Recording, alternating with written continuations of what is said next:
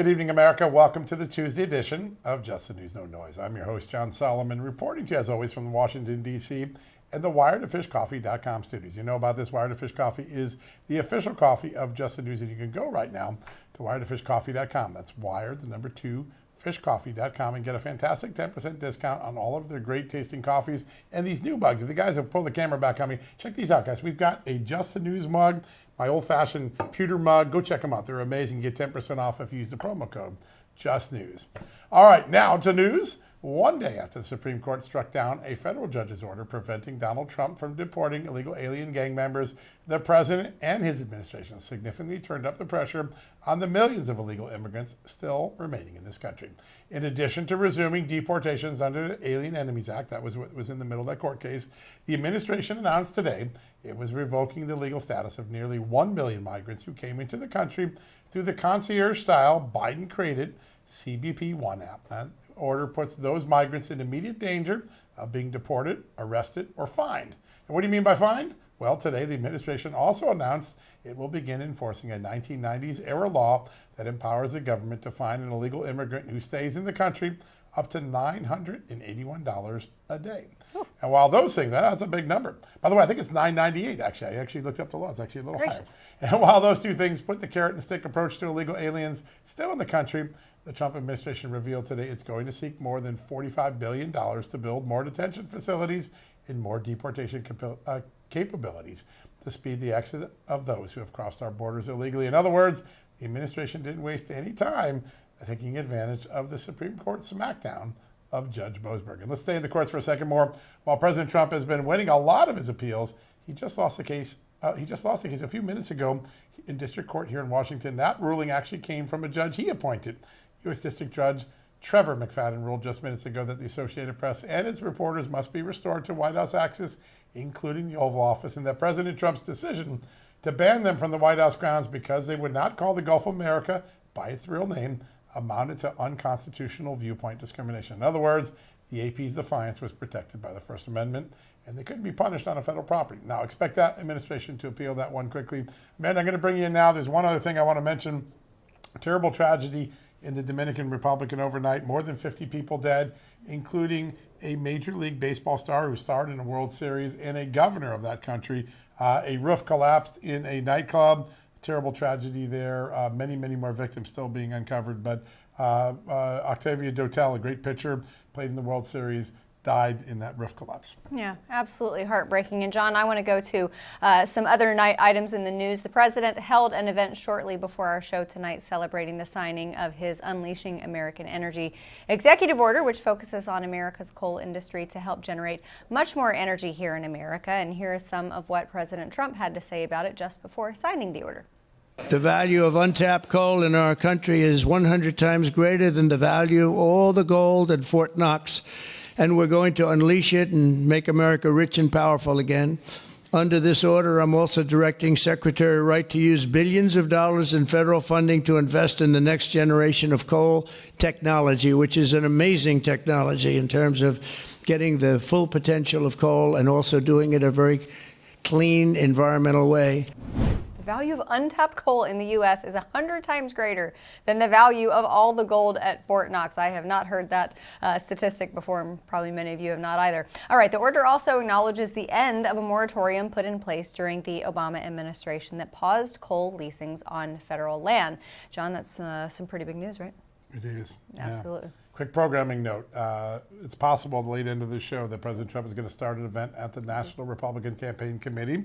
Be speaking. If that happens, we're going to go live there, so we'll cut in when that happens. But until then, we had a perfect guest to kick off the show today. He's the Attorney General on the front lines of a lot of these issues involving wayward judges and, of course, the immigration battle. South Carolina Attorney General Alan Wilson. Take a listen to our interview. All right, joining us now, a man who's been on the front lines of the battle for immigration and getting sanity back in the federal courts. And just a week ago, he predicted what happened last night, the Supreme Court overturning Judge Boasberg on the case involving those illegal alien criminal gang members. Joining us now from the great state of South Carolina, it's Attorney General Alan Wilson. General Wilson, good to have you back, sir. It's great to be back. Thank you for having me. All right, so I think you saw this one coming. You figured that John Roberts and the court would clip the wings of Judge Boasberg. He was way over his skis. Your thoughts about the ruling, and also what message it sends to other judges who are thinking about overreaching right now? Well, I think it sends a very clear message. I mean, the courts are starting to, the district courts, the lower courts are starting to get out in front of their skis, as you just said. And this is something that I believe last week when the judge made the ruling that he made. The Supreme Court gave the Trump administration a qualified victory, meaning they didn't go to the merits of whether the Trump administration could enforce the Alien Enemies Act, but they basically said that to the plaintiffs, you brought the wrong claims in the wrong jurisdiction. They should have brought them in Texas. I believe the reason that they brought these claims before this particular judge is because they wanted a particular outcome. That's why they didn't go to the state of Texas. The Supreme Court basically kind of slapped them on the hands and basically admonished the court and by ruling the way that they did, and that's why we have the ruling that we got. So I'm incredibly proud of the Supreme Court in a very split decision. You had obviously 5 conservatives on one side. You had Amy Coney Barrett and more liberal members of the court on the other side. But basically, they're telling these judges, you can't overreach the way this judge did. You have to go down to the jurisdiction where the alleged unlawful detention occurred, and you have to bring the right claims there, which they didn't. Sir, I know that all of these cases that Democrats have against President Trump and his administration and executive orders, it's going to be a case-by-case basis as far as how the Supreme Court rules if it ultimately ends up there. But does the speed with which they took this up and ruled on it indicate to you that for any future cases, any future run-ins that the president has with Democrats or Democrat state AGs, that they will use that same speed? I mean, I certainly think it signals that. I mean, I've read some of the dissents of Justice Thomas, who has actually been lamenting that some of these district court judges that are engaging in nationwide injunctions is starting to rankle some of members of the court, as Justice Thomas said in one of his opinions a couple of years ago. I think other members of the court probably feel the same. I don't want to speak for them, but when you read how they're writing, they're starting to get a little annoyed by the lower courts. And so I think that's what you're seeing. Also, you got to remember that the President of the United States has a lot of discretion when engaging in foreign affairs and national security. The courts have upheld that over generations, that the president has that Article 2 constitutional authority. And when you see judges, Article 3 courts with statutory authority, not the constitutional authority that the Supreme Court has, weighing in and trying to strip the president of these powers, you're going to see a more aggressive Supreme Court basically say you need to stay in your lane. There's a right way to do these things and there's a wrong way. They did it the wrong way. So when you look in the ruling, there's 2 really stark things. They remind the judge, Judge Boasberg, who's been around a long time, even ran the FISA court, hey, we ruled in 1948 that there's no judicial review except a habeas corpus petition, but you seem to ignore that. And then 2, you knew these guys belonged in a Texas court because they're held in detention in Texas. The fact that the judge had to be reminded of a basic jurisdictional issue, and the fact that the Supreme Court ruled on this issue in 1948 when a judge can intervene, which is on narrow grounds. Do you think that was intentional, that they wanted him and others like him to realize they're going to get called out in the future?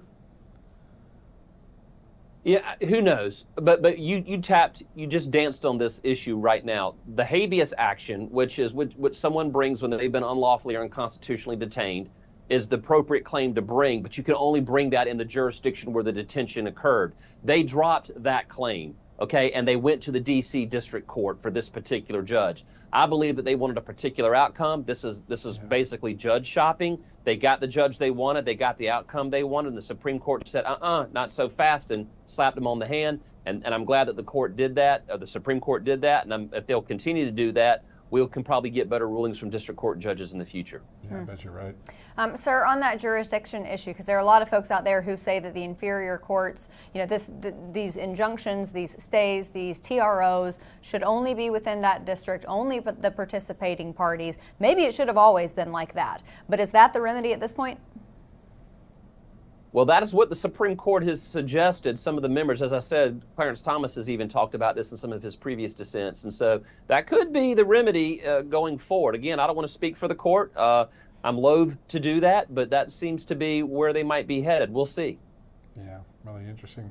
Sir, while this debate is played out, we're reminded almost daily of the danger that criminal illegal aliens pose in the country, particularly those who are bad actors. You had a tragic case, a hit and run with an illegal immigrant. It took the life of a student. Tell us about that and why you personally are going to make sure you prosecute that case yourself.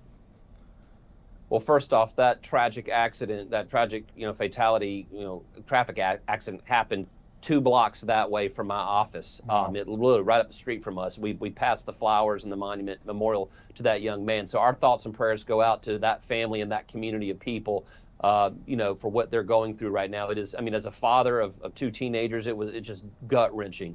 But my reasons for taking this case were very specific, and we sent a letter to the local prosecutor who was very cooperative with us and local law enforcement. Our office is involved in ongoing broad investigations dealing with illegal immigration, and because of the unique situation with this case, we thought it would be appropriate for us to wrap this case up and handle this case. Our office is taking a very strong position on combating illegal immigration in a number of ways. First off, a lot of the fentanyl trafficking, drug trafficking, human trafficking that's coming into South Carolina, as well as all of our other states in the interior of the United States, is coming from south of the Mexican border, or the Texas-Mexico border. It's a lot of cartel activity, a lot of fentanyl. In the last 4 years, we've seized over 144 kilos of fentanyl. Half a kilo is enough to kill 500,000 people. That's a lot of stuff coming into our state. And so you look at that and you look at the fact that local law enforcement has been prohibited by the former administration from engaging in ICE functions, and now we have an administration that's supporting local law enforcement.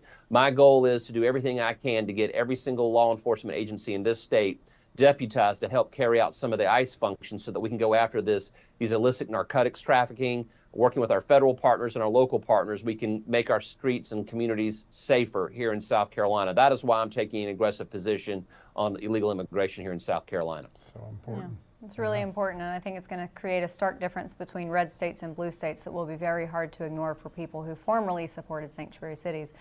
Sir, during the Biden administration, we often had you on to discuss cases against the Biden administration's actions. It's a bit of a different story now with President Trump in the Oval Office, but I know your days are still very busy. Tell us about some of the cases coming down the pike for you.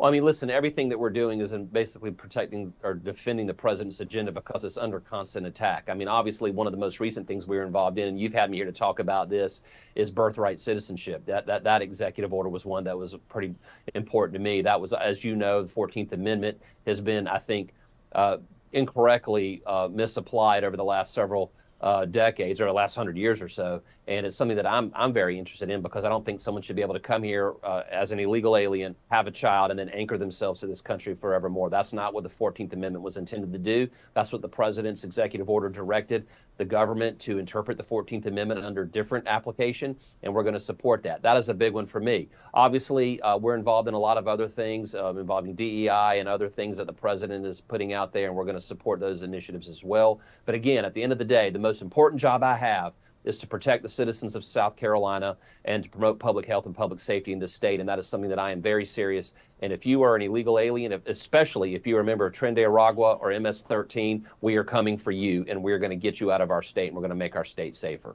Yeah, I think your message has been clear, unequivocal, and loud, and that's what probably the country needs right now is people speaking as clearly as you. One last question for you, sir.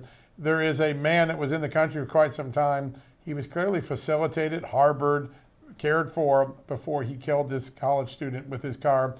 Can you tell us whether there's any consideration that anyone who's in the chain of allowing him to stay here for the last several months or years could potentially be prosecuted as for harboring him or aiding him or giving him money? Are you looking downstream from the man himself? So I'm not privy to all the specific facts of this particular case, but yes, it is a federal crime to harbor illegal aliens in this country. That is something that Tom Homan has spoken openly about, and it's something that we would be willing to work with our federal partners on if they ask us to. But that is something that is a federal crime, and you can be prosecuted for it. Great. Well, sir, as always, we're always watching South Carolina. You're on the front lines of some of the most important legal battles and on the winning side of a lot of them as well. It's always a great honor to have you on the show. Thanks for joining us today. Thank you. Hope to see you soon. Yes, sir. Thank you very much. What a great interview. All right, folks, we're going to take a quick commercial break. When we come back, Congressman Mike Kennedy will be here to discuss what he's doing to help make America healthy again. He's doing he's on the front lines of it. Fun discussion right after these messages. Hey, folks, did you know scammers can literally steal your home right out from under you? The FBI calls it house stealing, and it's a growing real estate scam targeting American homeowners. Here's how it works. Criminals forge your signature on one document, use a fake notary stamp, pay a small fee, and file it with your local recorder's office. And just like that, your home title has been transferred out of your name. Then they can take out loans using your equity as collateral or even sell the property behind your back, and you won't even know it's happening until you start getting collections or foreclosure notices months later. So let me ask you, when was the last time you checked your home title lock? If you're like me, the answer is never. And that's exactly what scammers are counting on. That's why I trust Home Title Lock. Their $1 million triple lock protection helps keep your homes and equity safe. Here's what you get: immediate 24/7 monitoring of your property, urgent alerts if there are any changes, and if fraud should ever happen, their U.S.-based restoration team will spend up to $1 million to fix the fraud and restore your title at no additional cost to you. And here's the best part: I've teamed up with Home Title Lock to give you a free title history report so you can find out if you're already a victim and access to your personal title expert. A $250 value just for signing up. So do this.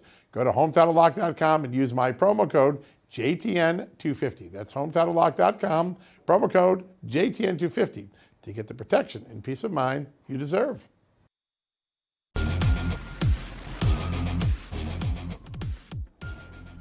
Welcome back to Just the News, No Noise. RFK Jr.'s Make America Healthy Again movement is picking up steam across the country, especially among Republicans on Capitol Hill. They are looking at all sorts of ways to change the health of our nation for the better. So joining us now to discuss what he is doing about that, along with the rest of the legislative agenda in the House this week, Utah Congressman Mike Kennedy. Congressman, thank you so much for being here. Thanks for having me today. Sir, I absolutely want to get into your Healthy Lunch for Healthy Kids Act. I think that is so incredibly important, but I want to start with something out of your state of Utah. This is one of those instances of states being laboratories of democracy, you guys getting rid of fluoride in the water. I have a feeling that Utah is going to start a brush fire across this country. How much does that mean to people like you who are very concerned about the health of Utahns?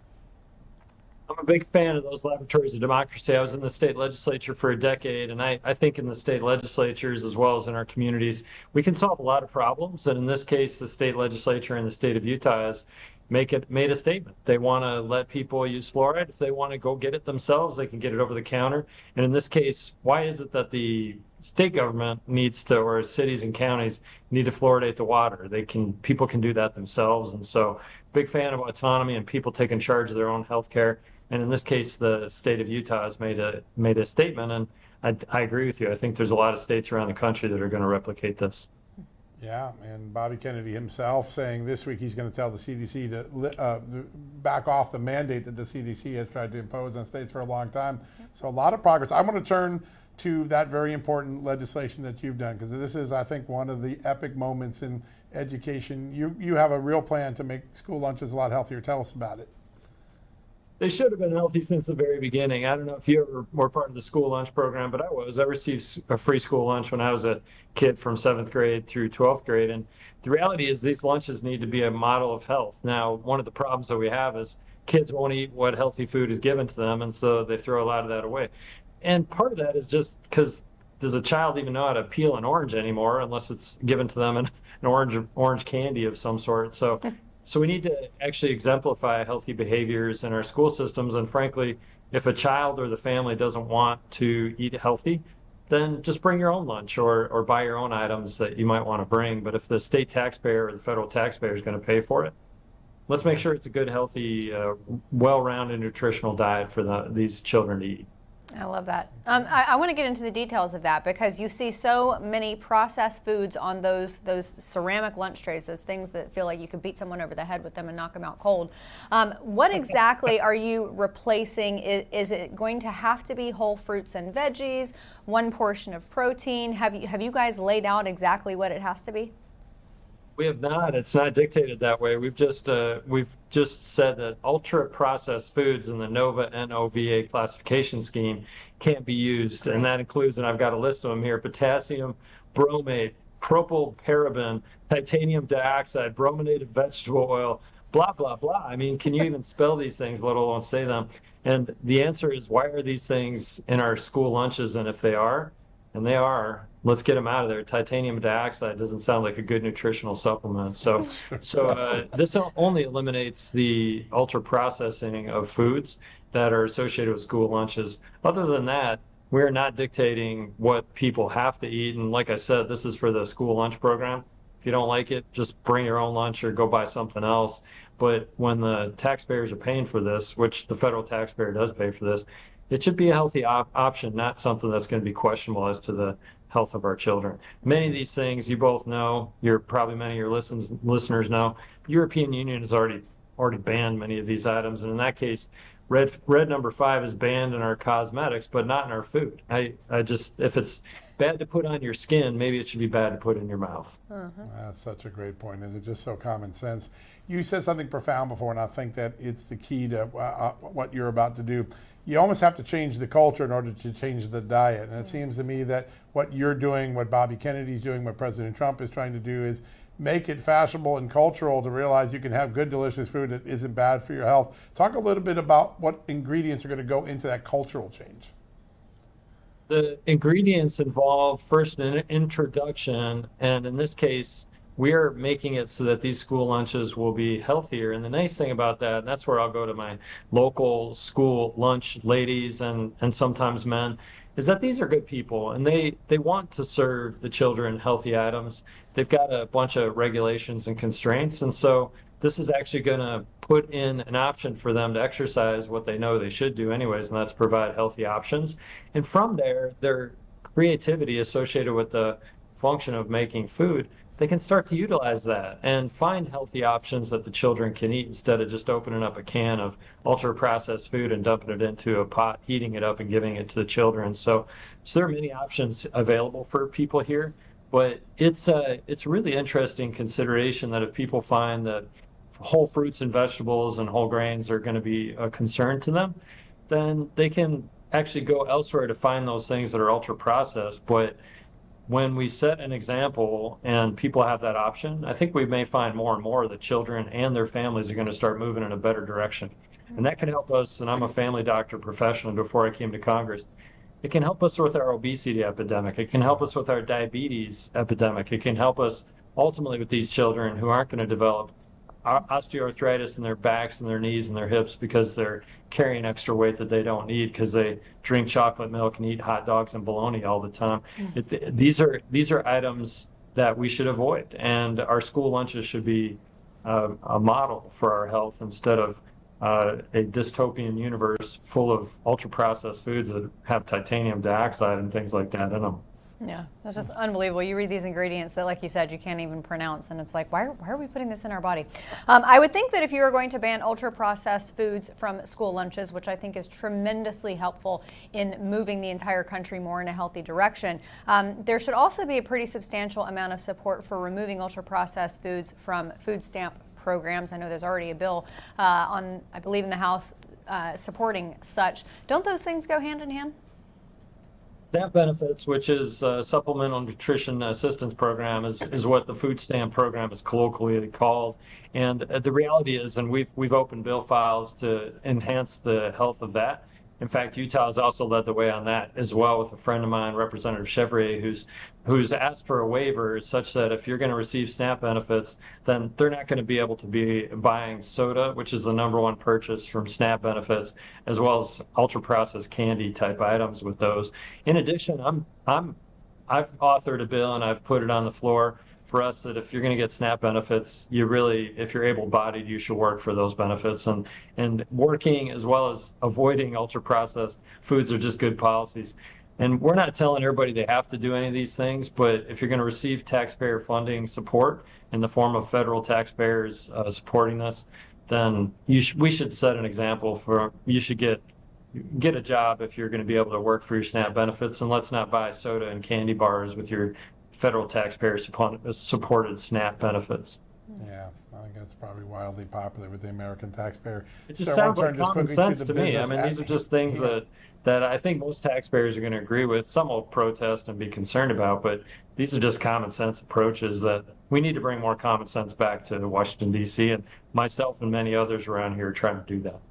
That's a great point. Common sense is the key word. There's no doubt about it. Real quick, I want to turn to the work at hand this week inside the Congress. Two important things: getting the Senate budget resolution resolved one way or the other in the House, and then getting citizenship checks for people who want to register to vote. Talk about the prospects for both in this Common Sense Week in Washington. I think there's a good chance, and Speaker Johnson is working diligently to bring together the caucus. There are many concerns that the House members are expressing with the Senate resolution, that they're not being serious with the savings that we're all pursuing. The difference, for those of you that may not be aware, is we passed a resolution to save $1.5 trillion, which is a serious piece of money. The Senate passed a resolution to save $4 billion, which is still real money. But in Washington, D.C., that's fairly nominal compared to $1.5 trillion. So we heard in our conference this morning a number of people, myself included, that are concerned that the Senate is not serious about potentially executing on some of these necessary savings that we need for our massive deficit. So with that concern, I'm hopeful that the Speaker and President Thune on the Senate side, and President Trump, of course, in the White House, that we can drive a consensus amongst people who want to do the right thing but have different ways of achieving that. And I believe that we can do that. I'm an optimist. I came here to Washington to actually make a difference and work in a positive way with people, as reflected by my healthy school lunch efforts, as well as, in this case, deficit reduction. And I think we can get together. Let's cross our fingers that we can bring everybody together to move this resolution forward. Yeah. Great idea. We've talked to a number of members of Congress who, like you, are champing at the bit to get back to the business of the people. And the people appreciate it. I assure you of that. Congressman Mike Kennedy from the great state of Utah, thanks for joining us tonight. And thanks for what you're doing to make America healthier. Thanks for having me on today. Absolutely. And on the other side of these messages, the markets rebounded earlier today before ending a little bit in the red. Was the president right when he told people not to be panicans over his new tariff policy? We're going to talk about that next. Hey folks, did you know that other seniors group, AARP, has promoted Drag Queen Story Hour events? Really, it's true. And it's just one example of their steady shift towards a progressive political agenda. They supported Obamacare, opposed the Trump tax cuts, and they continue to align with policies that many everyday Americans simply don't agree with. That's why more and more people are turning to AMAC, the Association of Mature American Citizens. It's a conservative alternative to AARP. AMAC is working hard to protect Social Security, fight for election integrity, and promote the constitutional and common sense values that matter to you and me. And it's not just for seniors. Anyone can join regardless of age. Right now, AMAC is offering an exclusive deal, a 5-year membership. That's what I am. I've joined for 5 years for just $31. That's 47% off the regular rate of $60. But this special offer ends April 30th. So hurry up, go check it out. Your dues don't go to woke causes. They go towards supporting AMAC's advocacy work in Washington and across the country. To learn more and join today, visit amac.us/justnews. That's AMAC, AMAC.us/justnews.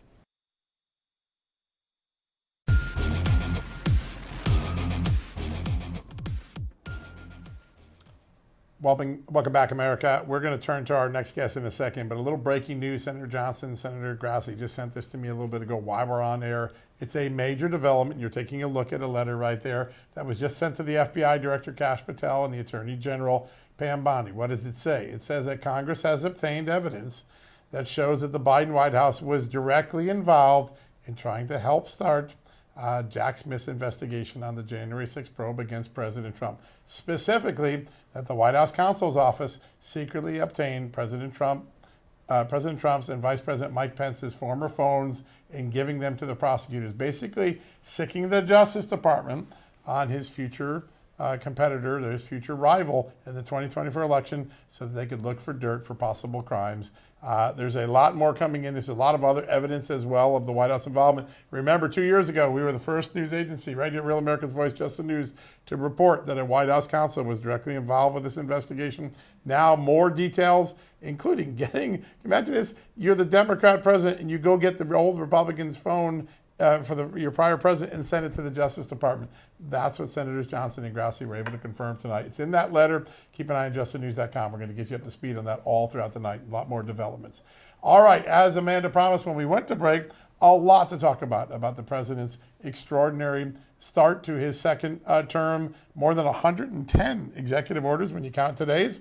Joining us now to sort that all out, the Director of Government Affairs and Global Strategies at Nest Point, our good friend Tim Phillips. Tim, good to have you back.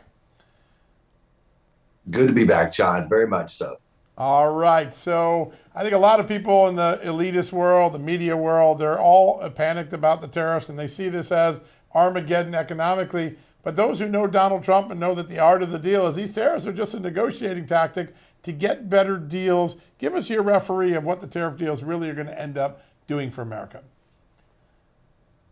I think already we're seeing governments around the world and businesses around the world coming to Washington to get a deal done because they want continued access to the wealthiest, biggest market in the whole world, and that's the United States of America. So the president is right to work to get a fair deal for the American people. We talked about earlier, John, there's a little turbulence, of course, but sometimes to get the kind of big results an administration needs to see, a country needs to see, there is some turbulence. And I already, some of the work we do at Nest Point, I already see some of our clients on the business side getting to Washington to try to get a deal done, and they're pushing their governments to get their tariffs in line so that they have an even standing with the United States, or so the United States have an even standing with them getting into their markets. Yeah. Yeah. Tim, about a dozen or so countries have officially come forward and I guess pre-cried uncle and said, wait, before this happens, we'll talk. China is not one of them. What do you anticipate is going to happen with China? The press secretary today said they want to negotiate, but they don't know how to start it. What does that sound like to you? The analysts that study China closely have said for years that they're in trouble, big trouble, the massive debt in their economy. The overbuilding that's happened there, the command and control economy of Xi and the communists, they are in difficult straits, and they need to get a deal done with the United States of America, or they're going to suffer a lot more. They're our biggest geopolitical enemy. I believe that. I think that is the way the Trump administration probably sees things as well. A decade ago, guys, I looked at that and said, we should engage with China and we should keep, not do our tariffs and let China continue to have access to our market. I think I was wrong about that. I know I was. And I think the administration has taken the right approach to be tough on them, to demand an even playing field with China. And so the president is being patient with it. I know they are. They've said they are. And time is on our side, not the communist Chinese side. That's a great point. And by the way, you're not the only person to come on this show and say that. Newt Gingrich and others have come on the show and said the same thing. We thought that was going to work. It was going to be perestroika too, but it didn't. It's great that we can recoil now and actually get to a great strategy, Tim. I want to double down on some of the economic news, because while the hysteria and the mayhem in the news media is all about the tariffs, there are continuing signs that the economy is very strong. The jobs report last week way over expectations, showing that employers are still wanting to hire under Trump's economy. And this oil prices are down to a 4-year low. Bringing energy prices down would seem to bring all inflation down. Tell us about the fundamentals of the economy, even as we have these scare tactics going on. Well, the energy side is especially encouraging, and we knew it would be once you got rid of all this nutty climate change regulation that the Biden years saddled us with. Oil's under $75 a barrel. We're going to see gas, I believe, by the summer at under $2 a gallon across this country, at least in the states that don't tax it like crazy at the state level, places like California, et cetera. But the energy is going to lead the way. He's taking steps, the president, to get coal moving again. The regulations nearly destroyed a very proud and important industry, the coal industry in the United States. And the president, his team have taken aggressive efforts, Secretary Wright, others.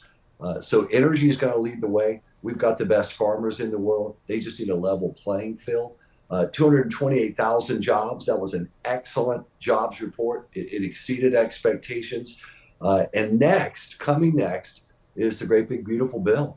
And if they get that done in the House and Senate, need to get it done. That's so important for Republicans in the House and Senate. Get those taxes for the tax cuts from the Trump era extended. Let's get rid of the tax on tips so the service industry is freed up and has more money in their pockets, which they deserve, by the way. That tax bill is right around the corner if Republicans in the House and Senate do their job. And that's going to ignite this economy, I believe, by later on this year. Tim, before we let you go, one of the nations that I think could pave the way for others is Japan. President Trump had a great relationship with Japan and Shinzo Abe in his first term. Same thing with this second term, one of the first world leaders to come to the White House. Scott Bessent says he's going to help in those negotiations for a trade deal with Japan. How important is that for other nations to look at and say, yeah, that's a good plan? Yeah. When you look at the model of Japan and the way their relations have been with this administration in this term, and as you noted, the first term, one of our key allies, and they're benefiting from this. And so I think Japan is one of the better models. It's not by accident that Secretary of Defense Pete Hegseth made one of his very first trips to Japan. They're a crucial ally in the world economically for us and also militarily. And their economy is going to benefit from getting the deal done. And I do think they're setting the gold standard, the right standard for how it's best to operate with the Trump administration. Get in, open up your markets in a fair and free way, and then you're going to get a good deal. A good deal for the United States, absolutely, but also a good deal for your country. Yeah, that's a really great point. Tim, I've been in Washington a long time. You're one of the wisest guys I know in the city the whole time I've been here. Really a great honor to have you on the show. We'll bring you back more. We're going to need a lot more of your wisdom over the next 6 months as we navigate this. But good to have you on tonight. Always good to be with you. Yeah, thank you, sir. All right, folks, we're going to take a quick commercial break. After that, we're going to have a little bit more discussion about how we can win the fight against culture. Culture, that is, remember? We'll have that next right after these messages.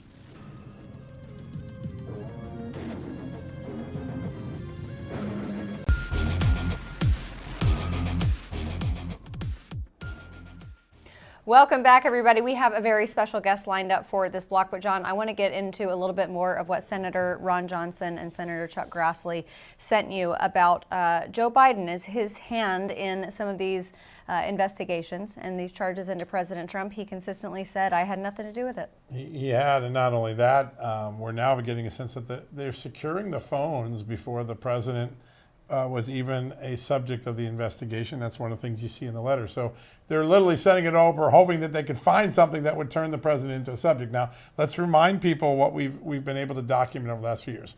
2 years ago, I broke the story that it was the White House counsel's office that instructed NARA to go call the FBI and sic the FBI and Donald Trump. We got that letter.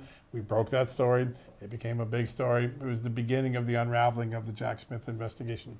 Now we know that the White House was giving now we know the FBI went and got the phones for President Trump and Mike Pence, which would have a lot of executive privilege information on other things. And now we learned today those phones were handed over by none other than, and with the help of, the Biden White House counsel's office, right?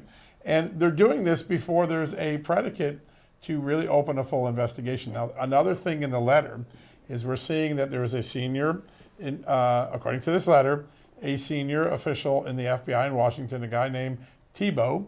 A lot of people remember him. And what this letter says is that he was pushing to open a full investigation of President Trump when his staff and the experts around him thought there was not enough evidence to warrant a full investigation. It was simply a preliminary investigation. What does it show? It gets right to the thing that Alan Dershowitz talks about all the time. This was a get Trump operation. Absolutely. Get Trump, we'll find the evidence later, just get something going. That's what they did in Russia collusion. Yep. That's what they did in Ukraine impeachment. Now we know that everything about Ukraine impeachment was wrong, validated. Yep. And this is what they did on January 6th to open the electors' investigation against him. This is really significant stuff. My colleague, Stephen Richards, is pulling together a really good story. We'll have it up on Just the News in a while, but you got it first here because the senator sent me the stuff right as we were sitting on air. So how lucky do we get? All right, I think we're ready to turn to our guest, right? Indeed, All right, yes. Joining us now is the co-host of the podcast Erased, which just had its debut episode yesterday. The podcast seeks to highlight people who have been silenced due to cancel culture. It's Leila Centner. Leila, thank you so much for being here.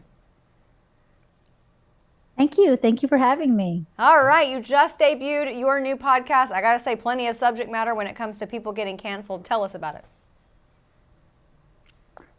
So it's all about that. I don't know if you remember, I was the school owner at the time who spoke out against the COVID shots. And the media tried to cancel me, shut me down from here all the way to Russia, Egypt, I mean, it was really, really a serious case of, you don't agree with what we're saying, we're going to cancel you. And through that journey, my husband and I realized we really didn't feel like we had a voice. And so what our platform Erase does is give people a voice who have been canceled, or they've tried to cancel, or they were completely canceled, to basically share their side of the story. And the Erase is amazing because we've got tears that are shedded. People are really becoming raw and emotional, and just being honest about what is happening to them. I think the media doesn't realize sometimes the lies that they spew, the one-sided story that they tell is hurtful, and it's destroyed many lives. It's caused, for example, Roger Stone comes on and tells us about how it wiped him out, and he couldn't even afford to pay for his wife's medical bills. Like, these are serious things that people feel stifled, and they don't have anywhere to go. And now at Erase, they have a place to go. Yeah. Leila, you had a really fun first guest on the podcast, which I think you host with your husband, correct? Is it? Roger Stone? No, Alan Dershowitz was your first one, right? Yes, we had Alan Dershowitz on and he was a great interview. And it was really to see how, somebody who was, admired in a certain community that he had been living for many, many years, how he went from, this guy that everybody had on a pedestal to, people turning the back, not even opening the door on him, somebody as intelligent and well-spoken and articulate, all because what? He's defending somebody's constitutional right. He's defending somebody who was a president of our country. I mean, it really makes no sense. And if they can do it to Alan, they can do it to anybody. If they can do it to President Trump, they can do it to absolutely anybody. So we want everybody to have a voice to share their side of the story. Yeah. And he emphasized over and over that this was about supporting and defending the Constitution, not necessarily the person who was involved in the case, who at the time was Donald Trump. I want to ask you about the war on free speech on college campuses. We have seen this. I mean, this has endured since, I guess, the last 50 years or so, but it has really ramped up in the last year. What are your thoughts on President Trump and the things that he has done to try to abate that? I love it. I love what he's doing for free speech. I love all of the things that he's doing, even with the tariffs. I really feel like everybody needs to just be patient, because he's not just, throwing mud at the wall. He's very calculated. He's very strategic. He has a lot of very bright minds around him that are helping him with a lot of the things that he has in motion right now. And I really feel like he's got a team of Avengers that are out there doing what we need to do to take back our country and take back our power. And he really is focused on the middle class. If you think about all these amazing factory jobs that were here and are now gone because tariffs are put on us and not any other country, it just makes logical sense what he's doing. We just need to be patient and give him time, instead of, the mass hysteria, which is causing the markets to crash right now. Yeah. Leila Centner, co-host along with her husband, David, of the podcast Erase. Everybody, go check it out. Leila, thanks so much for being here. Thank you. Thank you for having me. Absolutely. All right. President Trump signed an executive order to unleash American energy today. So what does it do, and why are the climate activists so upset about it? You can probably predict it. We'll be with that after the break.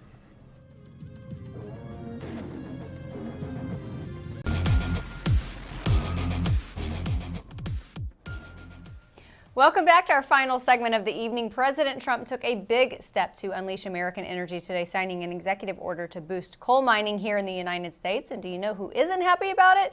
Climate activists. And with us to discuss more about that is Climate Depot publisher and former senior staff at the U.S. Senate Environment and Public Works Committee, Mark Morano. Mark, great to see you. Thanks for being here.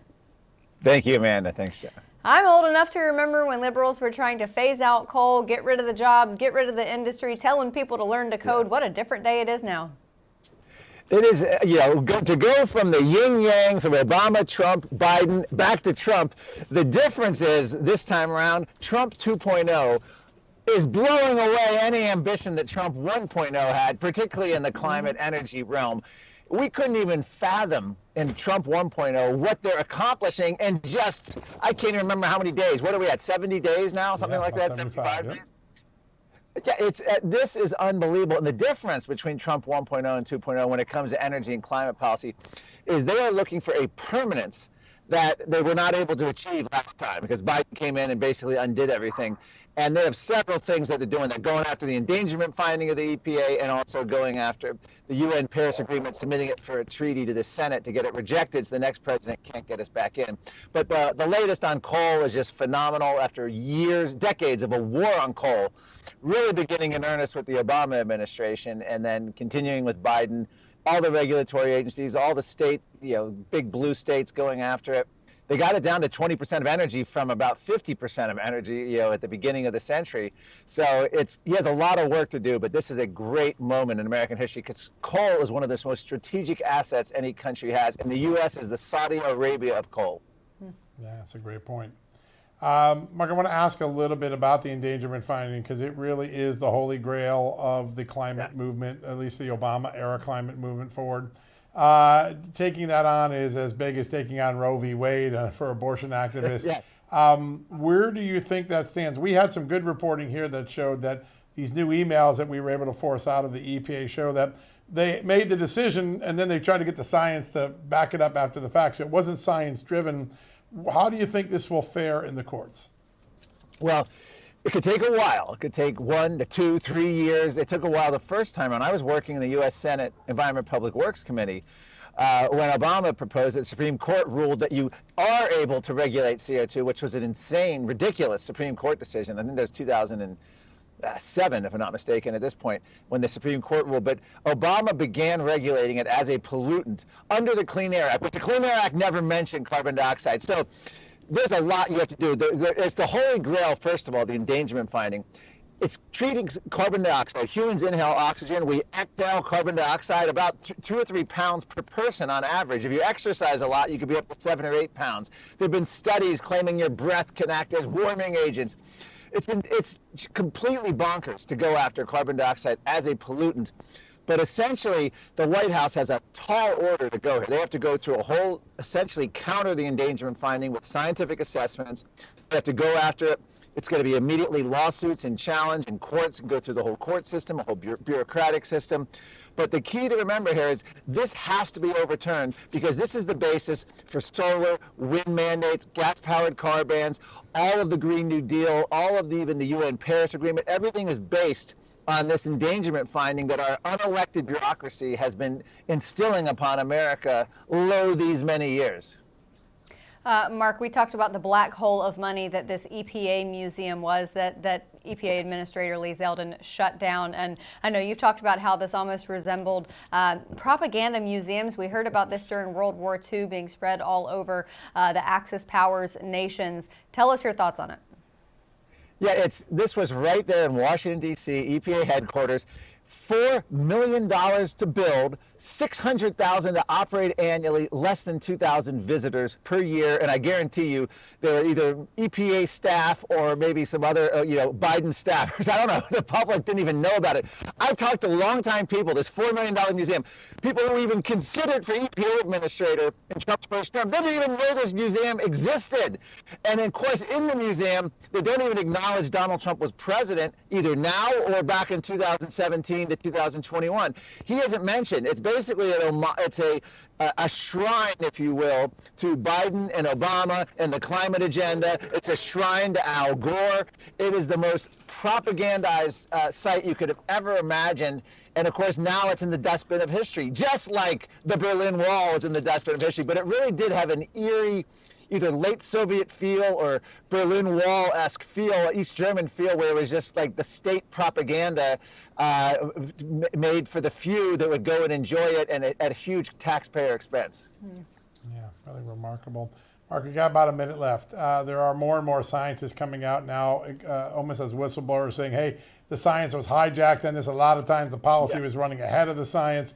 That has changed other major things in America, like what we know about COVID and the COVID-19 vaccines and things like that. How important is it that more scientific whistleblowers are starting to emerge on the climate debate? It is incredibly important. In fact, This story is incredible. The New York Times last week had an article that basically was plug and play COVID or crime, whatever you want.